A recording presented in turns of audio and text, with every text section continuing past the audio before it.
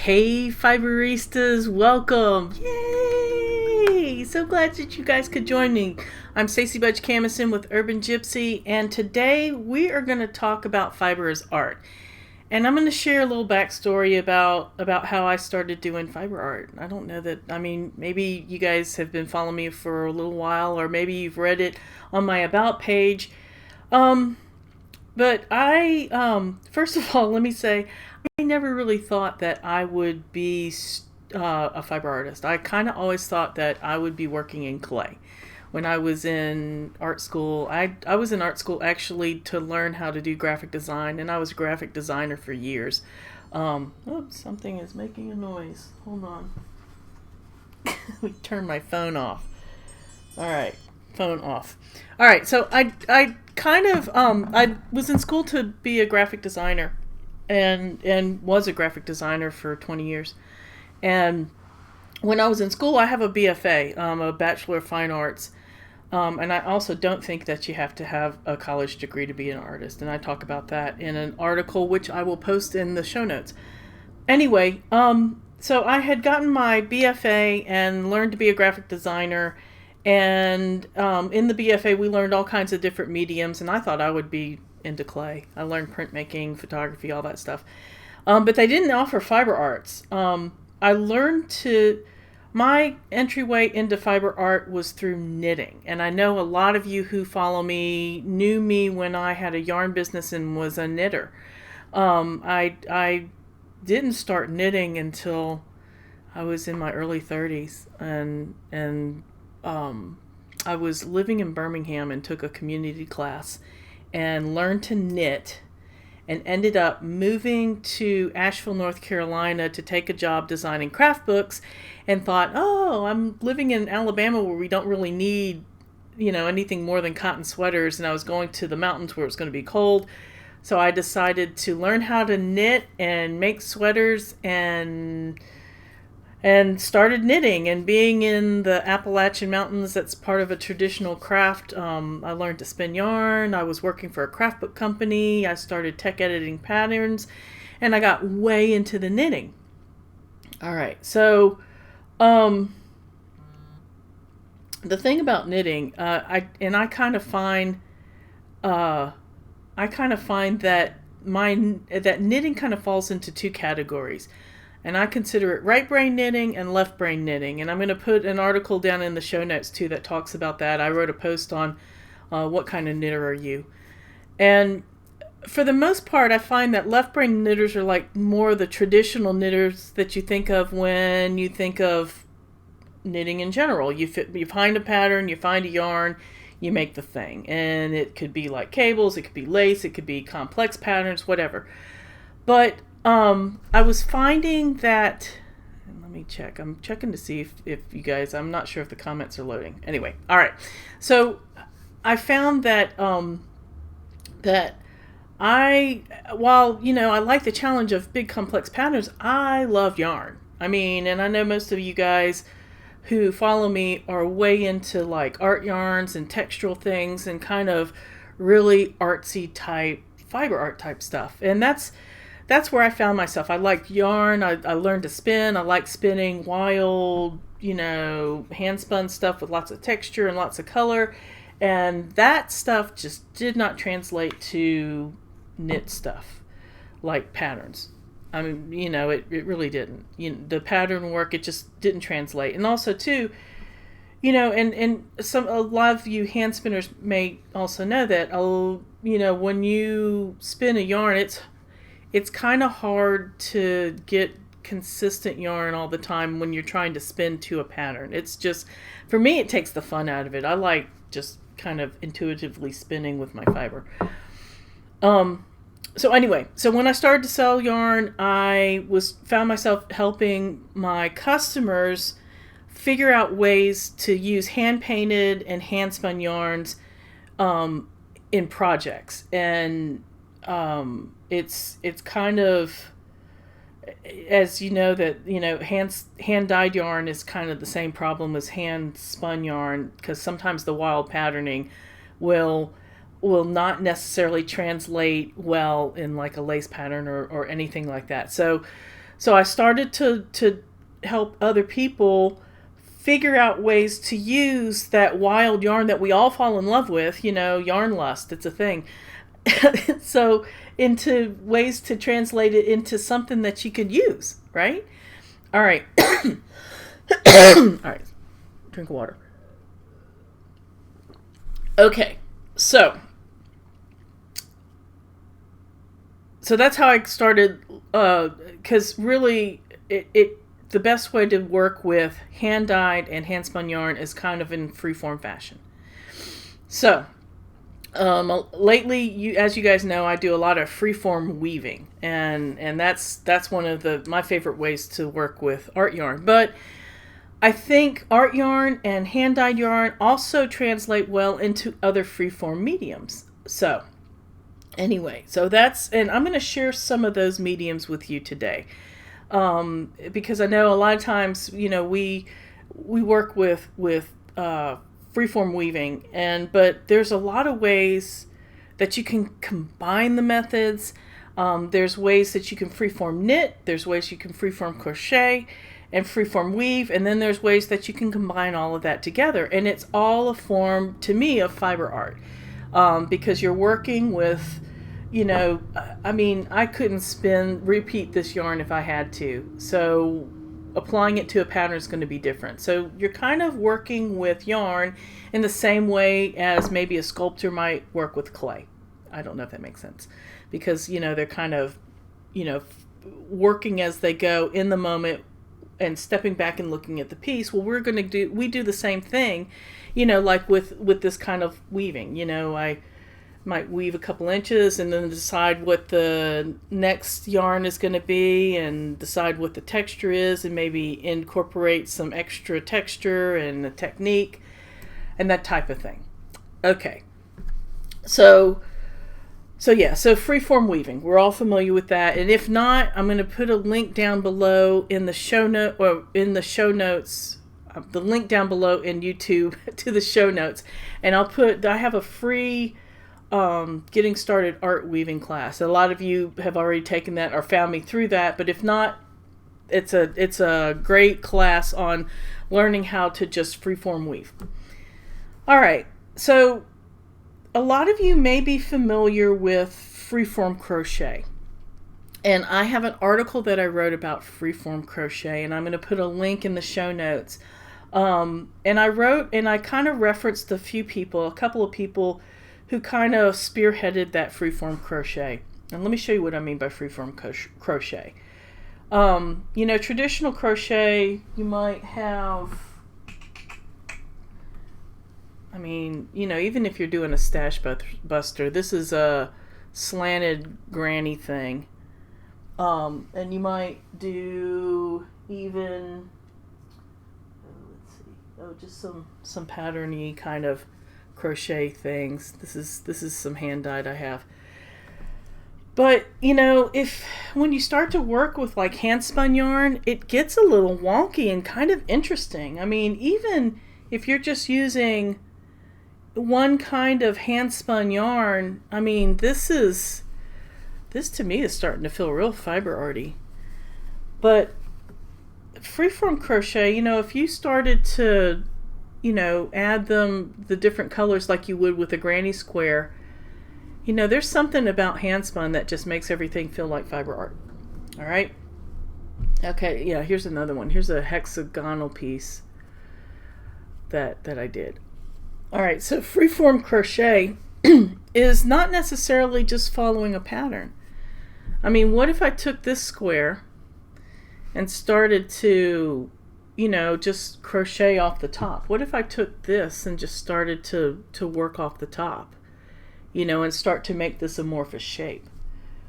Here's, you could start to add some pretty wonky stitches.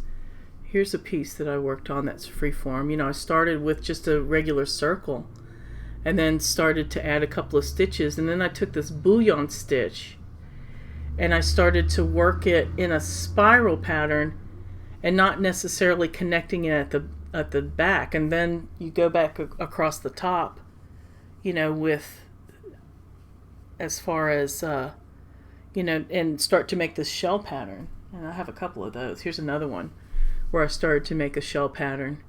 And then I even added another medallion to this end and crocheted around the edge a little more. I mean, it's just a matter of breaking out of this square shape, or even breaking out of this round shape, and just kind of letting that it go. Just start to create some other shapes. I mean, it doesn't even have to be a shell shape. What if you took, your medallion and then just started to work off the part of the top? Do you see? And you start making these interesting shapes. All right, this is like a cluster stitch, and then this is one of those, I think it's like an African petal stitch. I'll put a link in the show notes for this stitch, which is the same as this stitch here. I think it's like an African flower pattern. I think that's what it's called. I could be wrong.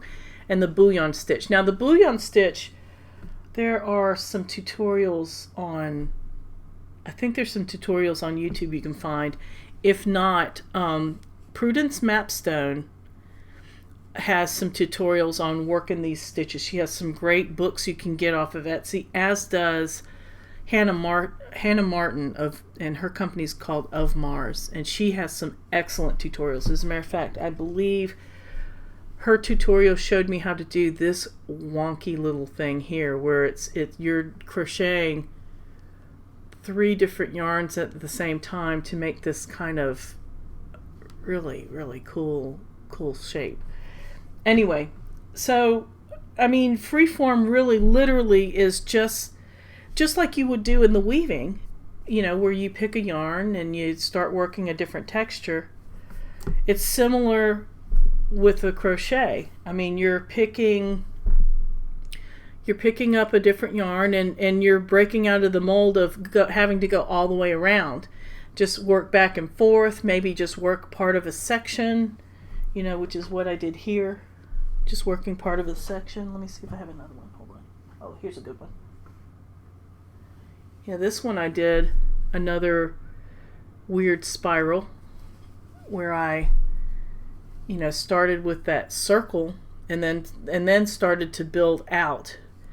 And then I even went back and picked up some of the stitches in the middle to make this ruffled piece. And I want to say this green, I don't know if you can see that right there. That green, that's a top stitch that I went back and just highlighted that edge with that green top stitch. So that's kind of the basics of freeform crochet. Oh, here's another one where I just went back and forth and just made this half moon shape. So, I mean, freeform crochet is literally making these little pieces,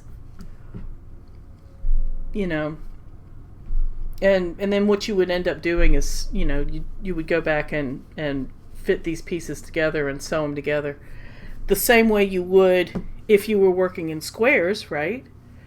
But this way you would have, it takes a little more finagling to get those pieces together, and that's how you would make a big piece. And again, Hannah Martin of Mars, she has some great tutorials, and Prudence Mapstone has a book as well as some tutorials in Etsy that shows you some really, really great ways to do that. All right, so let me flip it to knitting. Knitting is kind of similar. When you do freeform knitting, you're doing kind of the same thing. Now I have a pattern, and I'll put a link in the show notes on how to do this Stash Buster shawl. And basically all I did was take this really basic shawl formula, and like I'll link it in the comments because I have that formula. And I just randomly pick yarn and knit this shawl, and I'll just randomly do different stitches. That might be the back side. This is probably the front side. All right, and I just randomly do different stitches. Pretty much I kept it on here. I just kept it to the to a garter stitch and stockinette stitch, and just alternated that. and just worked with different yarns. And what I did, and I didn't even switch needles. I just picked the needle that fit the fattest yarn, and then when I got to this finer yarn, I just let it be open and more drapey, and that worked out fine. Okay, so that would be considered a type of freeform knitting. But then there's also ways where you could do similar things that you would with this as far as knitting goes. And I don't have any examples of it to show you, but you might start off, knitting a square, and then, do some short rows, or pick up the stitches off of one other end and start knitting in a different direction. Or do some increases and decreases to change the shape. Now, a person who really does a great job of teaching that is Jane Thornley. And she and I've worked together at a retreat that happened in Taos in 2014 with some other fabulous fiber artists. And that event's going to happen again in September of 2020. And details for that will be coming shortly. But that retreat, anyway, she teaches a lot of freeform knitting, and it's where she would start out, with just like a strip of knitting in a certain color, and then she might pick up another type of yarn and kind of continue off, but start to decrease the rows, or not even knit all the way to the end before she turns and works in the other direction. And it's a really neat way. You come out with these wonderful shapes that you can build off of and just build your garment as you go. I'm going to put a link to some of her resources, because she has some great instructional books that you can learn how to do that freeform knitting from her. And as well as she has some wonderful retreats where she teaches live how to do that type of stuff. All right, so let's bring it all together. There's a way that you can kind of marry all of these together. I mean, you don't have to stick with knitting or weaving or crochet. I mean, what if you made a series of weaving blocks and started knitting off started knitting off the edge. Pick up the stitches along the edge and start knitting onto that. What if I saw one of my friends at that Taos retreat in 2014. She had this beautiful vest where she had knitted these panels. Do I have an example now? Knitted like a longish panel, right? And she knit a couple of them, maybe 3. She did 3, 1 across the back and 2 for the front. And then to make it into a vest, she crocheted the sides, so it would attach the panels across the side. So she had a panel here and a panel back, and then she left a room for the armholes and just would do the crochet across to connect the panels. I mean, you could do something like that. Do grannies. Fill it in with some scrumbles and, attach it off the side. Or start your freeform piece off the corner and do it that way. Who's to say that you couldn't combine knitting and crochet? Somebody who does that wonderfully as well is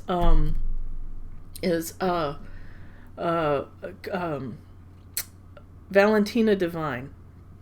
I think that's her name. Oh gosh, if I get that wrong, it's going to be so embarrassing. Anyway, I'll put a link to her information down below. But I took a class from her at the Knitters Guild in Atlanta ages ago, in the early 2000s, and that's what she did. You would start. It was the same thing where you would start knitting in one direction, knitting in the other direction, and you might pick up and start doing some crochet stitches. And it's just a way that you're actually literally painting with yarn. Again, you can start with some woven pieces that you have. Who's to say that you have to work off the edge? I mean, you could start popping out some crochet off the middle.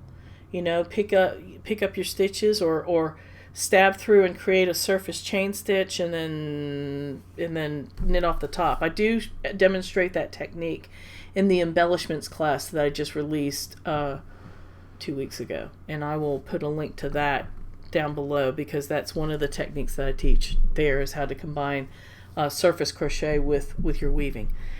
Anyway, but I mean, the sky's the limit. Don't feel like you're kind of tied to doing all crochet or all knitting or all weaving. You can combine it all together and create fabric in that way, and just play with it. Just see how it turns out. You don't have to necessarily make a wearable. It could be an interesting piece of wall art. If you guys are in the Fiber Art Collective, again, I'll put a link in the show notes. If you're in the Fiber Art Collective, somebody had a gorgeous, I want to say it was a crocheted piece, maybe it was a mixed media piece. It was just this beautiful wall hanging of this wonderful, just so much texture in it. I mean, it doesn't have to be any one medium. I know that there's a woman that I had worked with who's out of DC, and I'll put a link in the show notes. And she does this coral reef project where people crochet reef textures. I mean, like I said, the sky's the limit. What if you took those reef textures and attached them to the edge, or down through, just a corner of your weaving? That would be amazing, right? So kind of think outside the box. Freeform is not necessarily tied to just one part of, to one discipline. You can combine the disciplines and create fiber art in that way. Anyway, that's my 2 cents. I'm toying with the idea of doing a Freeform Crochet class. So let me know if you think you would be interested in that, because that could probably happen within the next year after I get through some more of this art weaving beyond the basics. I'm taking a break this month from that to handle some behind the scenes marketing stuff, but then we'll get back to the next class in that series in July. So anyway, all right, I'm going to look and check if anybody has any questions. I kind of covered a lot here, and I'm going to have a lot in the show notes. So anyway, all right. Hey TJ, thanks for joining, and Anita, thank you. I'm in new fiber arts and still trying to find my way. Hey, well, Anita, you're in the right place. I think I will be always trying to find my way as far as fiber art goes. But you know what? Good for you for diving into fiber arts, because you know what? Fiber arts is one of those mediums that people will even say, fiber art, what's that? Well, you know what? We get to make up the rules, because I don't think there's any hard, fast rules to fiber art, and let's make them. Let's show people what fiber art is. It could be anything, right?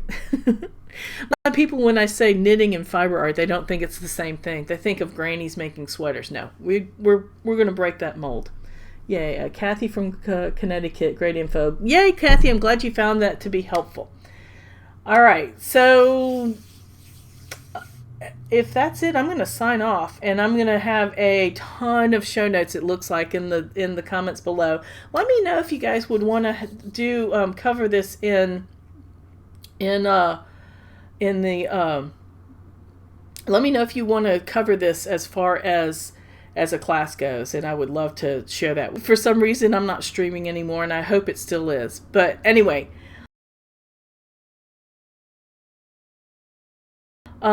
that's everything, and thanks for joining me, and I will see you guys next week. Bye.